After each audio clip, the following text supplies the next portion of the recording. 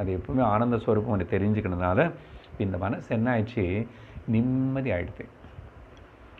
மனசு நிம்மதி ஆகிறதுன்னா என்ன, இந்த பிரசாந்தத்தைன்னா என்ன, வெளியில் வந்து எதுவுமே கிடைக்கல, வெளியில் விஷயங்கள் ஏதாவது மாறுமா அப்படின்னா இந்த ஞானிக்கு, இந்த தியான யோகிக்கு கஷ்டங்களே வராதா?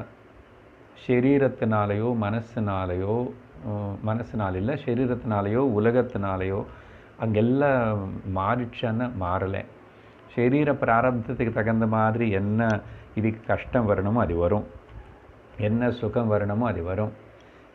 அப்புறம் வெளியில் கூட இருக்கிற மக்களோ சிச்சுவேஷன்ஸோ எல்லாம் மாறிச்சா மாறலை.